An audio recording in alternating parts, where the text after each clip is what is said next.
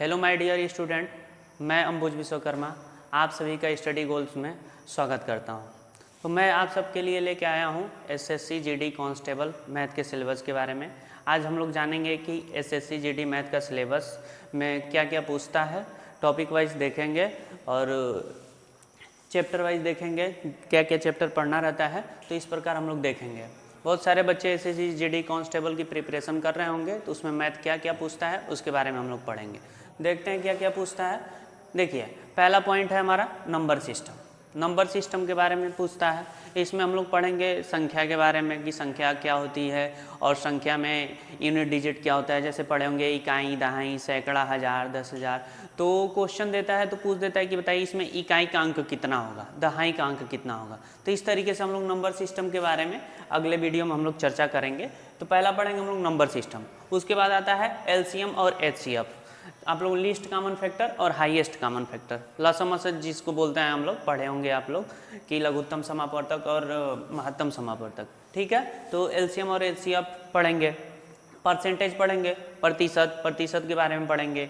उसके बाद पढ़ेंगे हम लोग चौथा पॉइंट है हमारा डिस्काउंट, जिसमें कोई वस्तु खरीदते हैं तो कितना लाभ होता है, कितना हानि होती है। प्रॉफिट और लॉस के बारे में पढ़ेंगे, कितना छूट मिलता है उसके बारे में पढ़ेंगे। ठीक है, उसके बाद है आपका पांचवा पॉइंट है सिंपल इंटरेस्ट।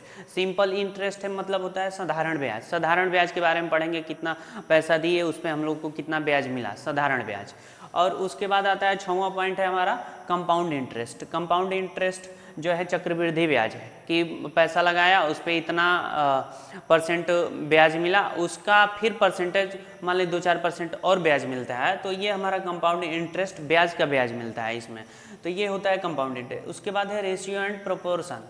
इसमें पढ़ेंगे अनुपात के बारे में पढ़ेंगे कि किसी संख्याओं का अनुपात कितना है, इतना इतना दिया है, x संबंध है y बराबर मान लीजिए कि 2 संबंध है 4 दिया है। तो इस तरीके से रेशियो और प्रोपोर्शन के बारे में पढ़ेंगे।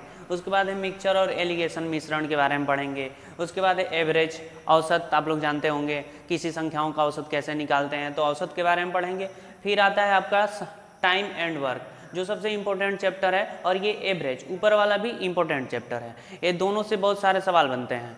तो ये एसएससी जीडी कांस्टेबल के लिए एवरेज और टाइम एंड वर्क बहुत ही स्पेशल टॉपिक है, इसको ध्यान से पढ़िएगा आप लोग। एवरेज तो मैंने बताया, औसत के बारे में अच्छे से ध्यान से पढ़िएगा। टाइम एंड वर्क, समय और काम। समय, किसी काम को करने में कितना समय लग रहा है। राजू ने इस काम को 10 दिन में किया, तो श्याम ने इस काम को कितने दिन में करेगा। ऐसे सवाल पूछता है, आप लोग जानते होंगे। तो उसके बाद आता है नेक्स्ट टॉपिक 11 नंबर पे पाइप एंड किस्टन। पाइप और टंकी के बारे में कि मान लीजिए कि कोई नल है, किसी टंकी को आधे घंटे में आधा भर देता है, तो उसी टंकी को 2 घंटे में भरने में 2 घंटा में कितना लीटर पानी भरेगा। ऐसे सवाल आते हैं इसमें pipe and cistern. Boat and stream, नाव और धारा समस्या। नाव और धारा से रिलेटेड क्वेश्चन पूछे जाते हैं। मान लीजिए कि कोई नाव आ रही है और किसी नदी को वो 2 घंटे में पार कर रही है, उसके अपोजिट दिशा में अगर पार करना हो तो कितना समय लगेगा। ऐसे कुछ सवाल बनाए जाते हैं। ठीक है, उसके बाद है मेंसुरेशन, क्षेत्र मिति। 13 नंबर पे हमारा मेंसुरेशन, क्षेत्र मिति के बारे में पढ़ेंगे। उसके बाद मिसलिनियस, इसमें घर या दफ्तर के छोटे मोटे खर्चों के बारे में पढ़ा जाता है। फाइनेंशियल बजट क्या है, कितना खर्चा हो रहा है, इससे रिलेटेड चीज़ें जो न्यूमेरिकल बनती है उससे रिलेटेड मिसलिनियस में पढ़ा जाता है। ठीक है, आगे आता है 15वां पार्टनरशिप, साझेदारी। साझेदारी मतलब कि अलग अलग समयावधि के लिए अलग अलग पूंजी निवेश करते हैं कि किसी काम को करने में मान लीजिए श्याम ने 10,000 रुपये लगाए और राम ने 15,000 रुपये लगाए। साल भर बाद पता चले कितना लाभ हो रहा है, कितना हानि हो रही है। तो ये आपका पार्टनरशिप है। तो ये रहा हमारा एसएससी जीडी कांस्टेबल मैथ का सिलेबस।